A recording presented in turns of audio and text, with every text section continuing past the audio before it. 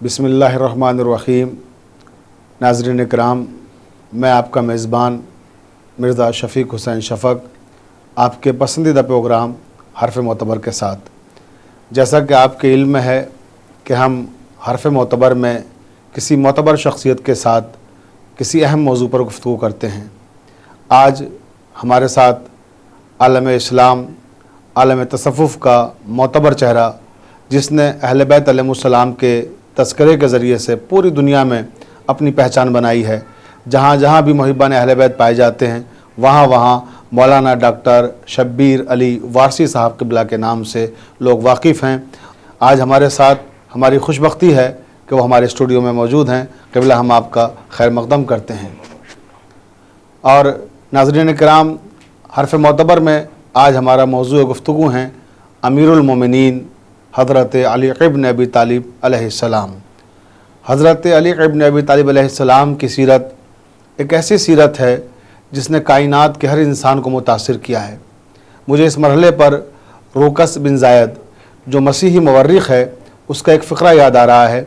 वो कहता है कि जब मैं इमाम अली की सीरत के सिलसिले में कुछ लिखना चाहता हूँ तो मेरा कलम थरथराने लगता है। ऐसी शादाब सीरत, ऐसी अजीम सीरत मैंने ज़िंदगी में कभी नहीं देखी। वो कहता है, जब मैं इन पर कलम उठाना चाहता हूँ, इनकी सीरत को लिखना चाहता हूँ, तो ऐसा महसूस होता है जैसे समंदर में उतरना चाहता हूँ और फ़न तैराकी से नावाकिफ़ हूँ, जैसे आसमान में उड़ना चाहता हूँ और फ़न परवाज़ से नाआशना हूँ। ऐसी अजीम तरीन सीरत पर हमें गुफ्तगू करना है और हमारे साथ मौजूद हैं, जैसा कि मैंने अभी ज़िक्र किया, मौलाना डॉक्टर शब्बीर अली वारसी साहब क़िबला। हम मौलाए कायनात की सीरत पर गुफ्तगू शुरू करने से पहले एक सवाल आपसे करना चाहते हैं तसव्वुफ़ के हवाले से, क्योंकि आपका ताल्लुक़ तसव्वुफ़ से बहुत गहरा है और आपके बयानात भी बहुत तसव्वुफ़ पे आते रहते हैं और आपने इल्मी और अदबी काम भी काफ़ी तसव्वुफ़ के हवाले से किया है और पूरी दुनिया में आप तसव्वुफ़ का एक अहम और नुमाया चेहरा बनकर उभर रहे हैं।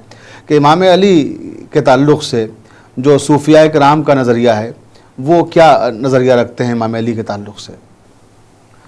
अस्सलामु अलैकुम वरहमतुल्लाहि वबरकातुहू। सबसे पहले तो मैं ममनून व मशकूर हूँ आपका और आपके प्रोग्राम के तमाम अराकीन का, मुंतज़मीन का, कि जिन्होंने इतने बेहतरीन प्रोग्राम में मुझे खैरुलाबाद को मदऊ किया। और नाज़रीन का भी ममनून व मशकूर हूँ जो लोग इस प्रोग्राम को बड़ी मोहब्बतों से देख रहे हैं। मोहतरम, तसव्वुफ़ में जो तसव्वुफ़ का अहले बैत से और बिलख़ुसूस मौलाए कायनात से रिश्ता है, वो ये है कि तसव्वुफ़ की बुनियाद और तसव्वुफ़ का जो ये समझ लीजिए कि माहसर व मिंबा हैं, वो ख़ुद मौलाए कायनात की ज़ात अक़दस है। बेशक, यानी रसूल करीम सल्लल्लाहु अलैहि वसल्लम के बाद तरीक़त में, तसव्वुफ़ में जो मकाम है, वो मकाम मौलाए कायनात है। यानी बीच में कोई फ़ासला नहीं है। तसव्वुफ़ में मौला अली बिला फ़स्ल हैं, सुभान अल्लाह, अल्लाह के रसूल सल्लल्लाहु अलैहि वसल्लम के बाद। और तसव्वुफ़ की जितनी शाखें हैं, आज जितने सिलसिले हैं तरीक़त के पूरी दुनिया में, वो मौलाए कायनात से ही जाकर वो सिलसिले मिलते हैं, वो शजरे मिलते हैं।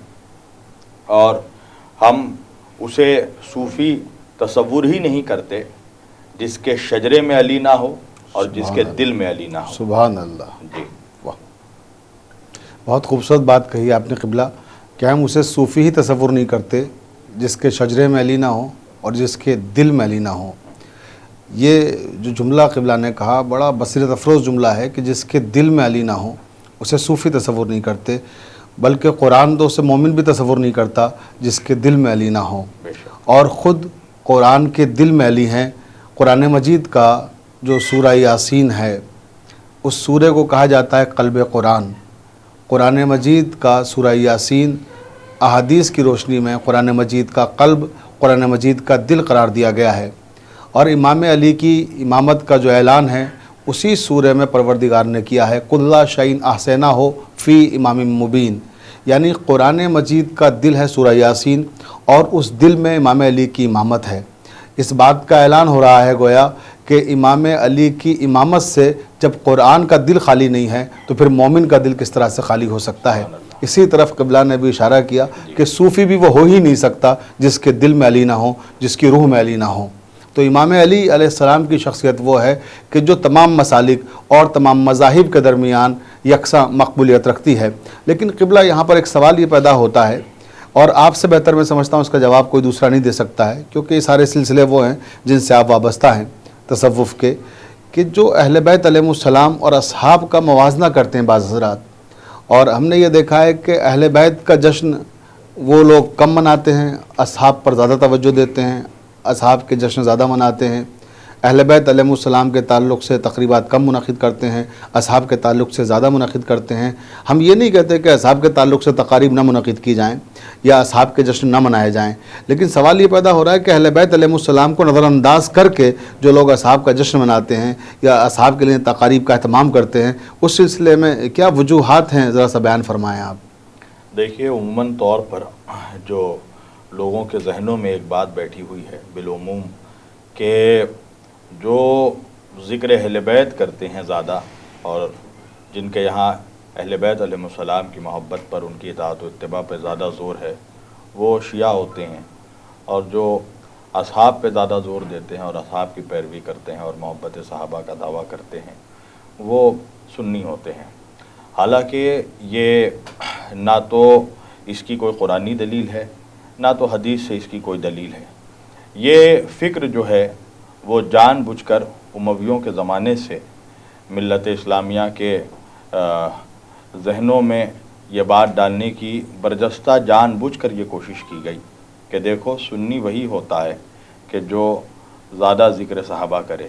اگر آپ اس کو دیکھیں گے تو حقیقت یہ ہے کہ ان کے دلوں میں دراصل عشق صحابہ بھی نہیں ہے۔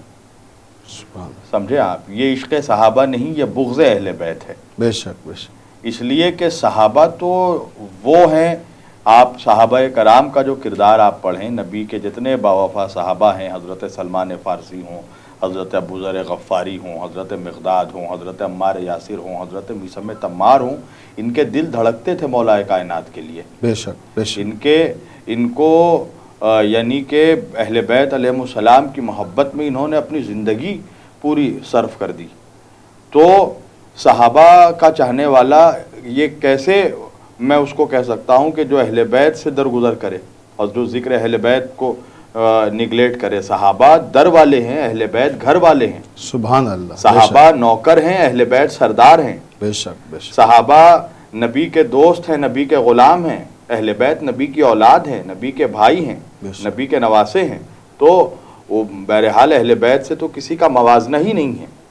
اللہ کے رسول نے جب آخری حجۃ الوداع حضور نے کیا تو 1,26,000 صحابہ کرام رضوان اللہ تعالی اجمعین کا مجمع ہے غدیر خم میں۔ سن 10 ہجری کی تاریخ ہے، 18 ذی الحج کی تاریخ ہے، اور حضور یہ کہہ رہے ہیں انی تارکن فیکم الثقلین کتاب اللہ و عطرتی و اہل بیتی، میں تم اپنے بعد 2 بھاری چیزیں چھوڑے جا رہا ہوں، قرآن اور میری عطرت، میرے اہل بیت۔ ان دونوں کے دامنوں کو جب تک تھام کر رکھو گے کبھی گمراہ نہیں ہوگے، یہ دونوں کبھی آپس میں جدا نہیں ہوں گے، حتیٰ کہ یہ روز محشر مجھ سے حوض کوثر پر آ کر ملاقات کریں گے۔ اب سوال یہ ہے کہ نبی جب یہ فرما رہے ہیں کہ جب تک تم لوگ اہل بیت اور قرآن سے متمسک رہو گے کبھی گمراہ نہیں ہوگے، تو رسول اللہ کس سے کہہ رہے ہیں؟ وہاں کوئی جنرل مسلمان نہیں ہے، وہاں صحابہ ہیں، صحابہ کرام۔ بے شک بے شک۔ 1,26,000 صحابہ ہیں، یعنی حضور اپنے صحابہ سے کہہ رہے ہیں کہ اگر تم لوگ اہل بیت کا دامن تم لوگوں نے چھوڑ دیا تو گمراہ ہو تو تم گمراہ ہو سکتے ہو۔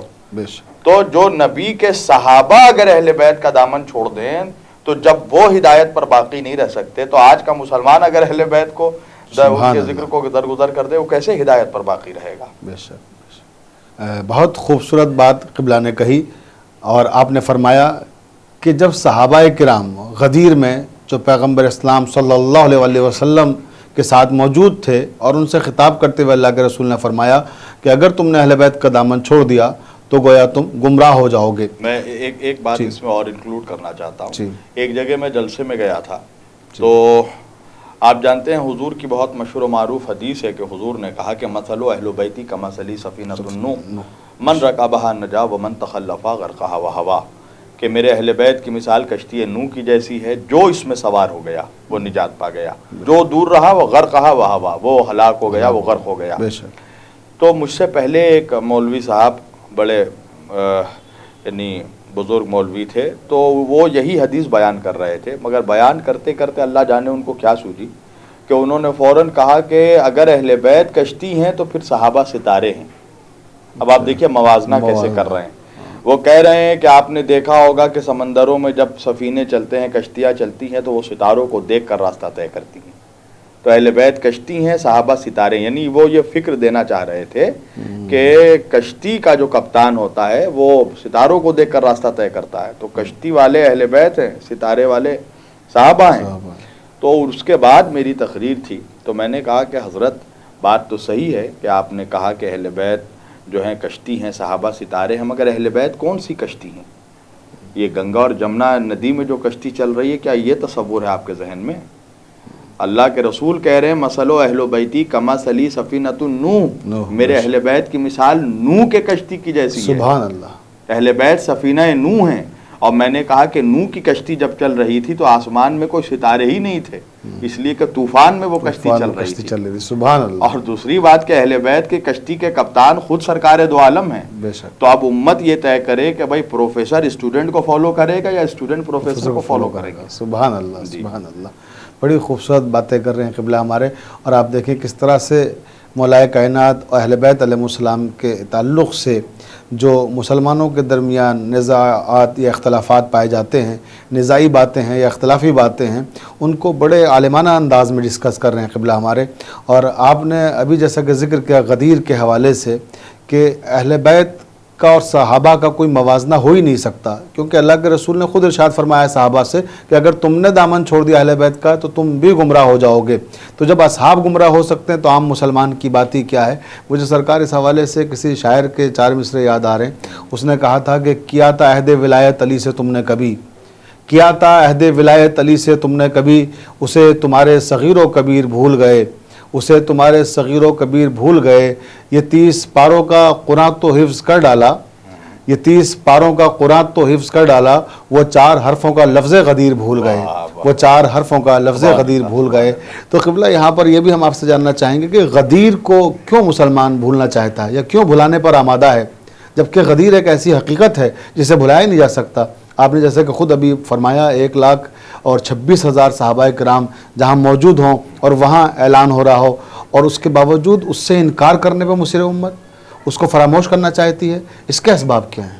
دیکھیے اس کے اسباب یہی ہیں کہ غدیر میں حضور نے اپنی امت کو صرف ایک پیغام نہیں دیا، بلکہ یہ نبی کی وصیت ہے کہ تم قرآن اور اہل بیت سے متمسک رہنا، اور اس کے بعد حضور نے مولا کائنات کی ولایت کا اعلان کیا، من کنت مولا ہو فہذا علی مولا، میں جس کا مولا ہوں علی اس کا مولا ہے۔ اب منافقوں کو اس سے پریشانی یہ ہے کہ اگر غدیر کا ذکر ہوگا تو پھر ہم لوگوں کو یہ بھی بتانا پڑے گا کہ غدیر میں نبی نے کیا کہا، یہ ہے اصل وجہ۔ سبحان اللہ۔ نبی نے کیا فرمایا؟ حضور کہہ رہے ہیں من کنت مولا ہو فہذا علی مولا، میں جس کا مولا ہوں۔ اب تو یہ تحقیق مولوی کو کرنا ہے کہ نبی کس کے مولا ہیں۔ سبحان اللہ۔ تو نبی جس کے مولا ہیں، علی اس کے مولا ہیں۔ اور ہوتا یہ ہے کہ جو منافق لوگ ہوتے ہیں، اور علماء سو جو ہیں، علماء حق کی بات نہیں کر رہا میں، ان کا یہ ہمیشہ سے رہتا ہے معاملہ کہ جب وہ عربی عبارت میں، عربی کانٹیکسٹ میں وہ ڈنڈی نہیں مار سکتے تو پھر وہ کے ترجمے میں ہیر پھیر کرتے ہیں۔ بے شک۔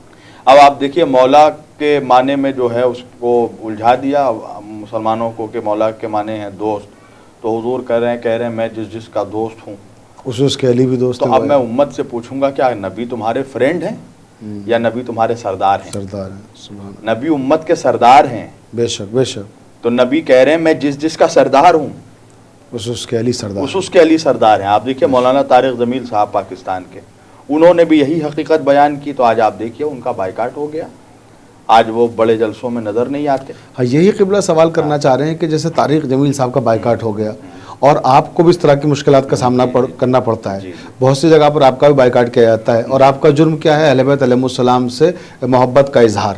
اور جب آپ اہل بیت علیہ السلام کے فضائل پڑھتے ہیں، مناقب پڑھتے ہیں، تو بہت سے لوگوں کو یہ ناگوار گزرتا ہے، وہ کیسے مسلمان ہیں کہ مسلمان بھی ہیں اور اہل بیت انہیں ناگوار گزرتے ہیں، وہ مسلمان بھی ہیں اور غدر انہیں ناگوار گزرتی ہے۔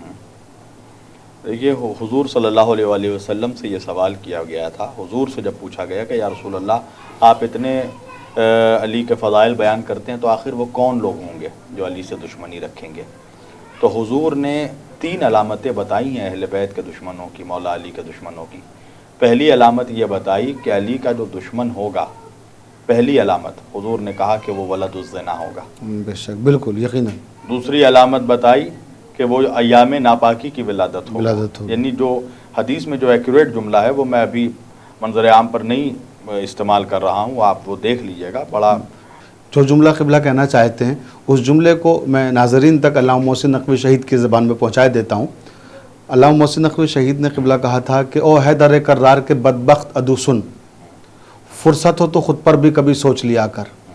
او حیدر کرار کے بدبخت عدو سن، فرصت ہو تو خود پر بھی کبھی سوچ لیا کر، ہے بغض علی خامی خلقت کی علامت، ہے بغض علی خامی خلقت کی علامت، ہم سے نہ الجھ ماں کی خیانت کا گلہ کر۔ بالکل، ہم سے نہ الجھ ماں کی خیانت کا گلہ کر۔ حق یہی تو ہے۔ یہی آپ شاید کہنا چاہتے تھے۔ اور تیسری علامت پھر حضور نے بتائی کہ وہ تیسری علامت یہ ہے کہ وہ منافق ہوگا۔ منافق۔ تو یہ 3 علامتیں جس کے اندر بھی ہوں، خون کی خرابی، ماں کی خیانت، نفاق، تو وہ چاہ کر بھی کبھی علی کا چاہنے والا نہیں بن سکتا، اس لیے کہ یہ شرائط مرتب کر دیے گئے ہیں اللہ اور رسول کی طرف سے۔ اب آج کے زمانے میں مسئلہ کیا ہے کہ یہ ایک بڑا طبقہ ہے جو ذکر علی ہونے ہی نہیں دینا چاہتا۔ اس کی وجہ یہ ہے کہ جب سورج کا تذکرہ ہوتا ہے تو چراغوں کی کوئی حیثیت نہیں رہتی۔ بے شک، بالکل بالکل۔ علی عظمتوں کا، فضیلتوں کا وہ سورج ہے کہ جس کے سامنے یہ ان لوگوں کا ذکر کرتے ہیں جو چراغ تو نہیں بلکہ گھنگور اندھیرا ہے۔ گھنگور اندھیرا، بے شک، سبحان اللہ۔ تو یہ یہی چاہتے ہیں کہ بھائی ذکر علی ہونے ہی مت دو، اس لیے کہ سورج جب چمکے گا تو وہ پورے جہان کو روشن کر دے گا، منور کر دے گا۔ تو فضائل علی کا جب سورج چمکے گا اور جب لوگ اس کے روشنی سے منور ہوں گے تو لوگ چاہیں گے کہ ہم اندھیرے کی طرف کیوں جائیں، سب تو اس روشنی سے روکنے کے لیے یہ اس طرح کی باتیں کی جاتی ہیں۔ جزاک اللہ۔ قبلہ اسی حوالے سے ایک اور سوال جو گفتگو ہم لوگ کر رہے ہیں اسے مسلسل کرتے ہوئے اور اپنے ناظرین کو اپنے پروگرام سے وابستہ رکھتے ہوئے ایک اہم سوال کی طرف آپ کو متوجہ کرنا چاہتا ہوں۔ ابھی حالیہ دنوں میں ہمارے قریبی ملک میں ایک بحث چھڑی تھی امام علی کے تعلق سے کہ کسی مقرر نے کہہ دیا تھا کہ امام علی تمام اصحاب سے افضل ہیں، تو اس پر بہت سے لوگ چراغ پا ہو گئے، تو انہوں نے اس کو ماننے سے انکار کر دیا تھا۔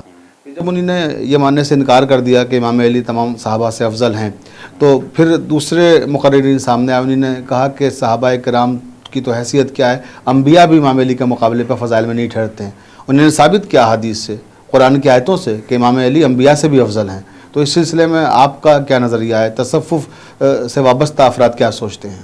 دیکھیے، جو حقیقی صوفیہ ہیں ان کا نظریہ یہی ہے کہ حضور صلی اللہ علیہ وآلہ وسلم کے بعد اس امت میں سب سے بڑا جو مقام ہے تو وہ مقام مولا کائنات کا ہے، اور اس پہ تو چراغ پا ہونے کی کوئی ضرورت ہی نہیں ہے، اس لیے کہ یہ عقیدہ آج شبیر وارسی کا یا آج کے صوفی کا نہیں ہے، یہی عقیدہ حضرت سلمان فارسی کا ہے، سبحان اللہ، یہی عقیدہ حضرت ابو ذر غفاری کا ہے، یہی عقیدہ حضرت عمار یاسر رضی اللہ تعالیٰ عنہ کا ہے، یہی عقیدہ حضرت میثم عمار کا ہے، یہی عقیدہ حضرت حذیفہ یمانی کا ہے، سبحان اللہ، اور یہی عقیدہ حضرت مقداد کا ہے۔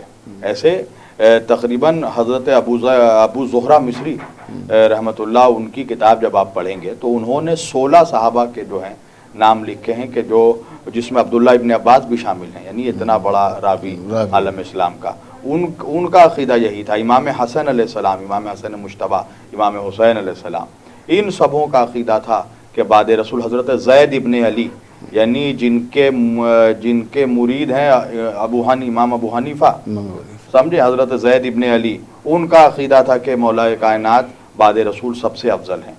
تو مسئلہ اب ٹھیک ہے، آپ کسی کو بھی آپ کی مرضی، آپ جانیں افضل، آپ کی مرضی ہے، آپ اپنے اعمال کا جواب دیں گے، پر اگر کوئی دوسرا کسی کو مان رہا ہے یا مولا کائنات کو مان رہا ہے بعد رسول افضل، تو آپ کم از کم چراغپا ہونے کی تو آپ کو ضرورت نہیں ہے نا، آپ تو اس کو تنقید کا نشانہ نہیں بنائے. پھر آپ حضرت عائشہ کے متعلق کیا کہیے گا؟ حضرت عائشہ رضی اللہ تعالیٰ عنہ کا جو مسلمانوں کی ام المومنین ہیں، ان کا قول ہے، اور یہ بہت مشہور و معروف قول ہے، کہ میں نے بعد رسول پوری کائنات میں کسی شخص کو دیکھا ہی نہیں جو فاطمہ زہرا سے زیادہ افضل ہو. سبحان اللہ. تو اب وہ تو بعد رسول وہ خود حضرت ابو بکر کی بیٹی ہیں، اور وہ اپنے بابا سے بھی افضل مان رہی ہو، کہہ رہی ہے سارے جہان میں نے دیکھا ہی نہیں کسی کو جو فاطمہ زہرا سے افضل ہو. تو وہ تو اپنے بابا سے بھی افضل مان رہی ہیں جناب فاطمہ زہرا کو، اور جناب فاطمہ زہرا خود سے افضل امام علی کو مولا علی کو مان رہی. تو ان کے عقیدے سے کیا بنتا ہے؟ عقیدہ تو وہاں سے تیار ہوا. بے شک. سبحان اللہ. یقیناً قبلہ نے بڑی خوبصورت بات کہی. عقیدہ کوئی ایسے منکرین اور مقصرین کے ذریعے سے وجود میں نہیں آتا ہے، عقیدے کا تعلق بھی قرآن و حدیث سے ہے. تو اس لیے جو اس طرح کے لوگ ہیں جو عقیدے کے تعلق سے ایسی باتیں کرتے ہیں جن کا تعلق اختلافات سے ہے یا جن کا تعلق نزاعی باتوں سے ہے، تو ان کی کوئی حیثیت نہیں ہے، کوئی حقیقت نہیں ہے.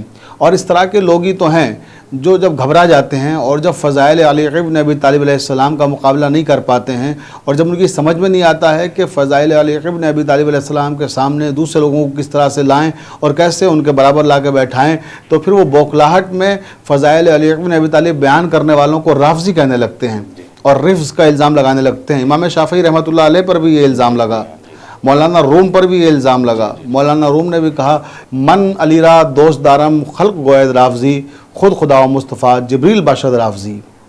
تو قبلہ اس سلسلے میں جو الزامات لگائے جاتے ہیں رفض کے الزامات، چاہے امام شافعی رحمۃ اللہ علیہ پہ لگائے گئے اور چاہیں وہ حضرت رومی پہ لگائے گئے ہوں، تو اس سلسلے میں آپ کیا کہتے ہیں؟ دیکھیے یہ تو 1400 سال سے منافقوں کا یہ شیبہ رہا اور ان کی یہ چال رہی کہ جو بھی ذکر علی کرے، ذکر اہل بیت کرے، اس پر فوراً رافضیت کا فتویٰ لگا دو اور نہ جانے کیا کیا فتوے لگا دو. اس کی دیکھیے وجہ یہ ہے کہ جب فتوے لگا دیے جائیں گے، جب کسی شخص کے بارے میں مشہور کر دیا جائے گا کہ یہ رافضی ہے، یہ ایسا ہے ویسا ہے، تو ظاہر بات ہے لوگ اس سے اجتناب کریں گے. مثلاً آج کے دور میں کیوں کہا جا رہا ہے وہ اہل سنت علماء جو ذکر اہل بیت کر رہے ہیں، ذکر علی کر رہے ہیں ببانگ دوحل، ان کو رافضی کہا جا رہا ہے. وجہ کیا ہے؟ وجہ یہ ہے کہ یہ ڈرانا چاہتے ہیں، یہ ایک کانسپریسی ہے، فتووں کے ذریعے ڈرانا چاہتے ہیں تاکہ جو خطیب ذکر علی ذکر اہل بیت بیان کر رہا ہے وہ ڈر کے مارے بیان کرنا چھوڑ دے. اس لیے کہ بھائی جب ہم رافضی مشہور ہو جائیں گے تو اہل سنت سنی ہمیں بلانا چھوڑ دیں گے، صوفی ہمیں بلانا چھوڑ دیں گے. اور دوسرا یہ کام ہو جائے گا کہ بھائی خود سنی اور صوفی یہ سوچیں گے کہ بھائی جب یہ رافضی ہیں تو ہم کیوں ان کو بلائیں. تو یہ اپنے پلان میں اس طرح کامیاب ہو جائیں گے، پر ان کو یہ نہیں پتا کہ یہ وعدہ اللہ کا ہے.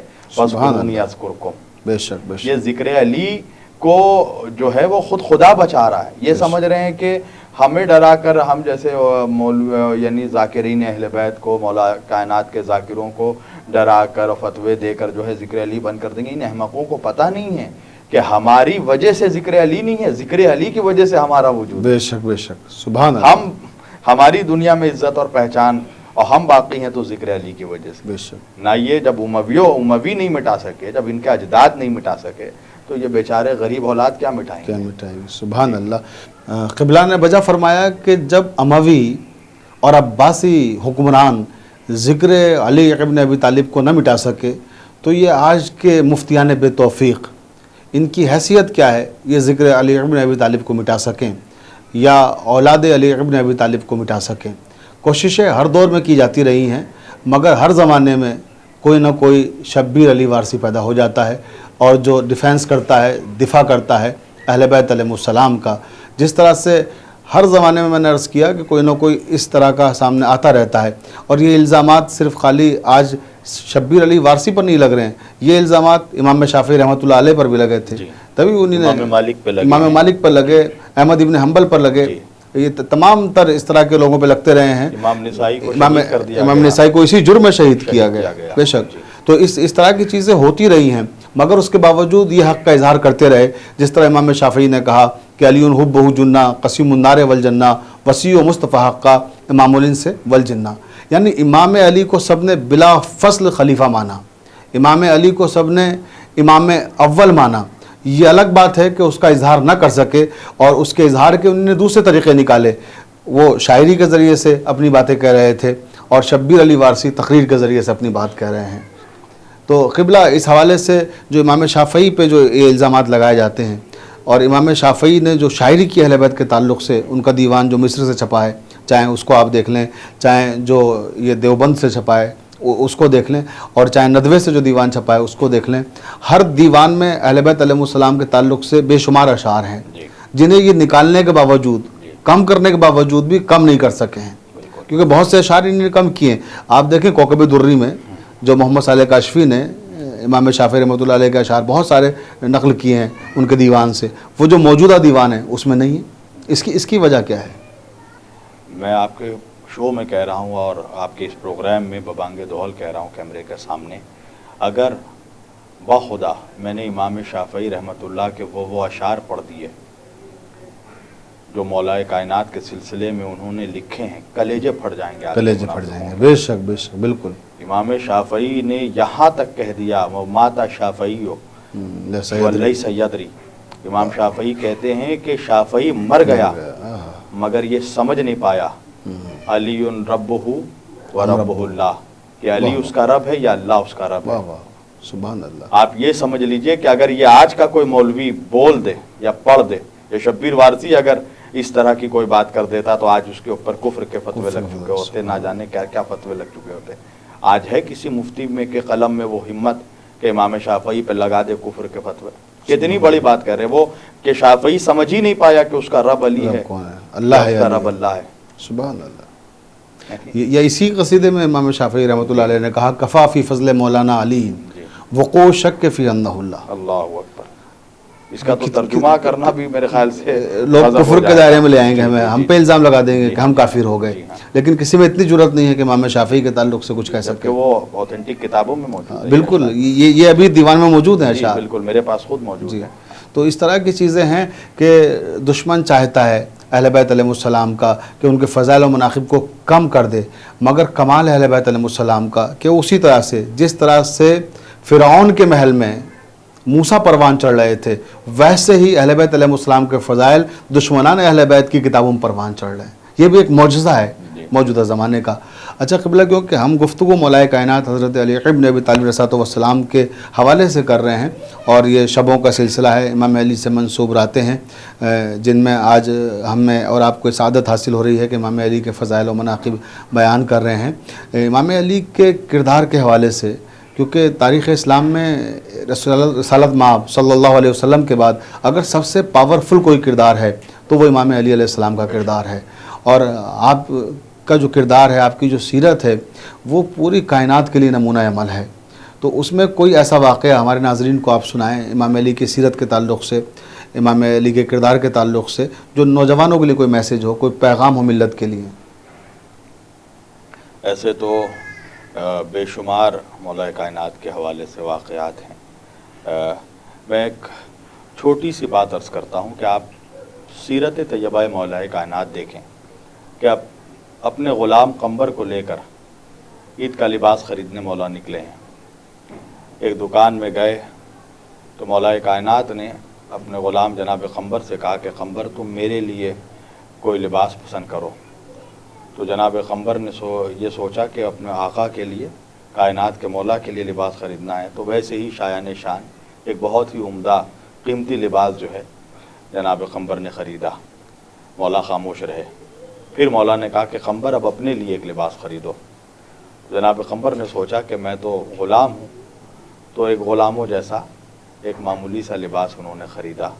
مگر کیا کہنے اس علی کے کہ مولا علی نے کہا کہ قمبر جو لباس تم نے اپنے لیے خریدا ہے وہ میں پہنوں گا، اور جو لباس تم نے میرے لیے خریدا ہے وہ تم پہنو گے. سبحان اللہ. یعنی حسن سلوک آپ دیکھیے، جو کائنات کا مولا ہو، اللہ اکبر، وہ ان کا اپنے غلام کے ساتھ سلوک کیا ہے. مولا کائنات کا ایک قول ہے، مولا فرماتے ہیں کہ غریبوں کے بیچ بیٹھا کرو تاکہ تمہاری طاقت میں اضافہ ہو. سبحان اللہ. سبحان اللہ. اور خود مولا کائنات زمین پر بیٹھتے تھے. تو کسی نے ایک روز مولا سے کہا کہ مولا آپ بلندی پر کیوں نہیں بیٹھتے، آپ زمین پر کیوں بیٹھتے ہیں؟ تو مولا نے جواب دیا اس لیے کہ زمین پر بیٹھنے والوں کو گرنے کا خطرہ نہیں ہوتا۔ سبحان اللہ، واہ۔ تو مولا کی سیرت کے حوالے سے میرا تمام نوجوانوں کو اور امت مسلمہ کو پیغام یہی ہے کہ اپنے قدم ہمیشہ زمین پر جمائے رکھنا، اپنی حقیقت کبھی غرور اور تکبر کے جال میں پھنس کر کہیں اپنی حقیقت مت کھو دینا۔ اسی مٹی سے آئے ہیں اور پھر اسی مٹی میں لوٹ جانا ہے۔ سبحان اللہ۔ آپ جب مولا کائنات کا یہ واقعہ بیان کر رہے تھے کہ مولا زمین پہ بیٹھتے تھے، مجھے عرفان صدیقی مرحوم یاد آ گئے۔ انہوں نے کیا خوبصورت شعر کہا ہے کہ کوئی سلطان نہیں میرے سوا میرا شریک، کوئی سلطان نہیں میرے سوا میرا شریک، مسند خاک پہ بیٹھا ہوں مقابل اپنے۔ سبحان اللہ، سبحان اللہ۔ تو امام علی علیہ السلام سلطان الاولیاء، سلطان الاوصیاء، ایک ایسی عظیم ترین شخصیت ہیں کہ جن پر ہم جتنا بھی فخر کریں اتنا کم ہے کہ ہمیں اتنا اچھا رہنما ملا، اتنا اچھا امام ہمیں ملا۔ لیکن ایک اور سوال ذہن میں آتا ہے قبلہ کہ اتنا اچھا امام، اتنا اچھا رہنما، اس کے باوجود انہیں قتل کیوں کر دیا گیا؟ امام علی کی سیرت ساری کائنات کے لیے نمونہ عمل ہے۔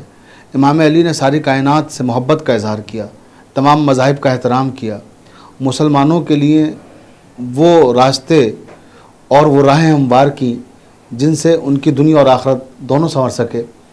ایسے امام، ایسے عظیم رہنما کو بھی آخر کس لیے قتل کر دیا گیا؟ ان کا جرم کیا تھا؟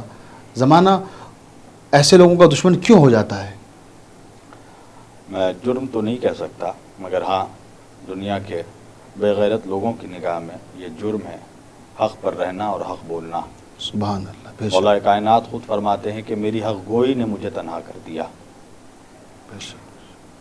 زمانے والوں کے لوگ دشمن ہوتے ہیں ان کے ظلم کی وجہ سے، اور علی کے لوگ دشمن ہوئے علی کے عدل کی وجہ سے، عدل کی وجہ سے، بے شک، مولا علی کے انصاف کی وجہ سے، مولا علی کی حق گوئی کی وجہ سے۔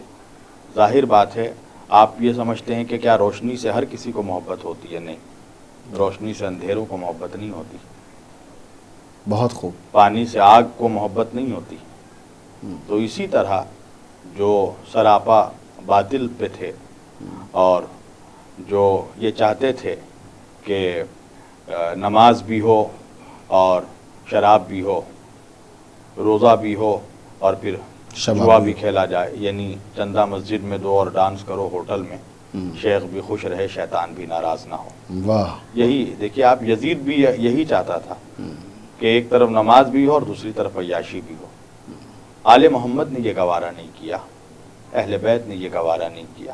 تم ایک طرف رہو، یا تم مکمل مسلمان ہو جاؤ یا تم مکمل مشرک ہو جاؤ، مکمل کافر ہو جاؤ، بیچ کا کوئی راستہ نہیں ہے، یا حق پہ ہو یا باطل پہ ہو، درمیانی کوئی راستہ نہیں ہے۔ تو علی نے حق کا راستہ چنا، اور مولا رسول اللہ صلی اللہ علیہ وسلم نے فرمایا علی و مع الحق والحق مع علی، علی حق کے ساتھ ہے اور حق علی کے ساتھ ہے۔ بے شک۔ اور حضور نے دعا کی کہ پروردگار حق کو ادھر ادھر موڑ دے جدھر جدھر علی موڑے۔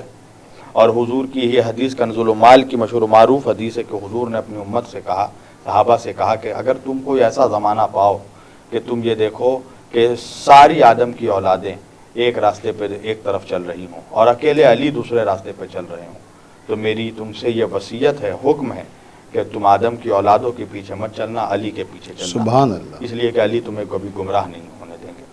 بے شک۔ تو جو گمراہ تھے، جو دین محمدی کا اپنے اقتدار چلانے کے لیے غلط استعمال کرنا چاہتے تھے، ظاہر بات ہے ان کے راستے میں مولا کائنات ایک بہت بڑا یعنی دیوار بنے ہوئے تھے مولا کائنات، تو جس کی وجہ سے مولا کائنات کو شہید کیا گیا۔ اور اس کے بعد انہوں نے یہ سوچا کہ شاید وہ دین کو برباد کر دیں گے، دین ختم ہو جائے گا، مگر ان کو یہ نہیں معلوم تھا کہ علی کے گھر کا ہر بیٹا علی ہے۔ سبحان اللہ۔ تو آپ دیکھیے، دین پھیلایا اگر نبی نے ہے تو آج دین کو بچایا علی اور علی کی اولادوں نے، بے شک۔ سمجھے؟ تو یہ دشمنی جو مولا کائنات سے تھی وہ چلی آ رہی ہے، اور اس کا نتیجہ کربلا کو دیکھنے کو ملا کہ یہ مولا علی کا بوجھ تھا جو کھل کر سامنے آ گیا۔ جب مولا امام حسین نے پوچھا کہ کیا تم لوگ نہیں جانتے کہ میں کون ہوں، تو سب نے کہا، یزیدیوں نے، ہم جانتے ہیں آپ رسول اللہ کے نواسے، آپ فرزند رسول ہیں۔ امام حسین نے کہا کہ کیا میں نے نماز کے کسی حکم کو بدلا؟ کہا آپ سے بڑا نمازی کون ہوں؟ امام حسین نے کہا میں نے کیا روزے کے کسی حکم کو بدل دیا؟ کہا مولا آپ سے زیادہ روزے دار کون ہوں؟ تو مولا حسین نے کہا کہ پھر تم پتہ ہے میرے قتل پہ کیوں تم لوگ میرے قتل پہ آمادہ ہو؟ تو ان لوگوں نے جواب دیا بغضاً لأبیک، آپ کے باپ کے باپ بغض کے میں۔ بغض میں۔ یہ بغض علی تھا جس کا نتیجہ کربلا ہوا۔ امام زین العابدین علیہ السلام نے فرمایا کہ اگر قرآن میں، نعوذ باللہ، اگر قرآن میں ہماری مذمت ہوتی تب بھی لوگ ہمارے اتنے دشمن نہیں ہوتے جتنے دشمن لوگ ہماری اس وجہ سے ہوئے کہ قرآن میں ہماری مدحت بھری ہوئی۔ مدد بھری ہوئی۔ تو سبحان یہ حسد، یہ جو باطل کے مقابلے پہ جو آہنی دیوار بن گئے مولا علی، تو یہ دشمنی جو ہے نسل در نسل چلتی آ رہی تھی اور اب تک چل رہی ہے۔ اور انشاءاللہ جب علی کا آخری شہزادہ آئے گا تو پھر انشاءاللہ دودھ کا دودھ اور پانی کا پانی ہو جائے گا۔ سبحان اللہ۔ حضرات، کیا کہنا مولائے کائنات، امیر ممکنات، غالب علی کل غالب حضرت علی ابن ابی طالب علیہ السلام کا پروردگار نے کیا کیا سعادتیں آپ کو عطا فرمائیں کہ آپ وہ ہیں جو خانہ کعبہ میں پیدا ہوئے اور آپ کی شہادت مسجد میں ہوئی۔ کسی شاعر نے کہا تھا کہ این سعادت بزور بازو نیست تانا بخشد خدائے بخشندہ۔ یقیناً یہ ایک عظیم ترین سعادت تھی جو شہادت میں تبدیل ہو گئی، یعنی کعبے میں پیدا ہوئے اور مسجد میں شہید ہوئے۔ قبلہ حرف معتبر اب اپنے اختتام پر پہنچ رہا ہے اور آخر وقت میں ہم چاہتے ہیں، کیونکہ شب ضربت ہے، شب ضربت کے تعلق سے چند جملے آپ، چند کلمات کہیں، اور اسی کے ساتھ ہم اپنے ناظرین سے اجازت لے لیں گے۔ اللہ کے رسول صلی اللہ علیہ وسلم کی حدیث ہے کہ ایک وہ شخص بڑا بدنصیب تھا کہ جس نے سالے کی اونٹنی کو قتل کیا، اور ایک وہ شخص کہ جو علی کے سر پر ضربت لگائے گا۔ خون علی سے محراب عبادت سرخ ہو گیا، اور اس کے بعد قاتل بھاگ رہا تھا تو قاتل کو لوگوں نے پکڑا، اور یہ کریمی فقط آل محمد کے گھرانے میں ہے وہ، اور ابو طالب کے گھرانے میں ہے وہ، ورنہ یہ کریمی کسی کو نہیں ملتی۔ جب طبیب آیا تو طبیب نے کہا کہ علی کو دودھ کا شربت پلایا جائے، تو مولا نے کہا کہ مجھ سے زیادہ تو میرا قاتل پیاسا معلوم ہوتا ہے، اسے دودھ کا شربت پلایا جائے۔ تو کتنا کریم ہے میرا مولا، اور اپنے بیٹے مولا حسن سے یہ وصیت کی کہ بیٹا، میری قتل کا قصاص یہ ہے کہ ایک ضربت کے بدلے اس کو ایک ہی ضربت لگانا۔ پورا عالم سوگوار ہو گیا۔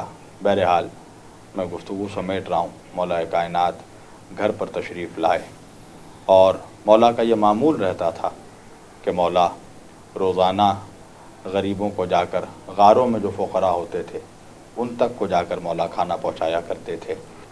مولا کائنات کا یہ روز کا معمول تھا کہ مولا کائنات فقراء کو جا کر کھانا پہنچایا کرتے تھے۔ نابینا فقراء کو بھی جو غاروں میں سوتے تھے ان کو جا کر کھانا پہنچایا کرتے تھے۔ تو جب مولا کائنات کی شہادت کے ایام ہوئے تو اس کے کئی روز کے بعد جب یہ سلسلہ امام حسن مجتبیٰ علیہ السلام نے شروع کیا، اور مولا حسن جب ایک غار میں ایک نابینا کے لیے کھانا لے کر گئے تو اس نابینا نے رو کر کہا کہ آپ اتنے دن سے کہاں تھے جو میرے لیے کھانا لے کر نہیں آئے؟ تو مولا حسن نے تڑپ کر کہا کہ جو تجھے کھانا پہنچایا کرتے تھے وہ میرے بابا شہید ہو چکے ہیں۔ مولا کائنات کو جو شہید کیا گیا، مولا کائنات کو جو قتل کیا گیا، وہ ان کے فضائل کی وجہ سے، ان کی عدل کی وجہ سے، ان کی حق گوئی کی وجہ سے علی کو قتل کیا گیا اور سارے عالم کو سوگوار کر دیا گیا۔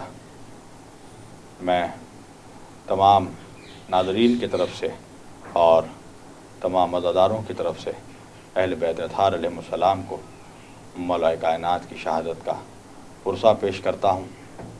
وَلَعْنَةُ اللَّهِ عَلَىٰ قَوْمِ الظَّالِمِينَ وَسَيَعْلَمُ الَّذِينَ ظَلَمُوا أَيَّ مُنقَلِبٍ يَنقَلِبُونَ وَآخِرُ دَعْوَانَا أَنِ الْحَمْدُ لِلَّهِ رَبِّ الْعَالَمِينَ۔ تاریخ نہیں ملتی ایسے بھی مجاہد کی، کعبے میں ولادت ہو، مسجد میں شہادت ہو۔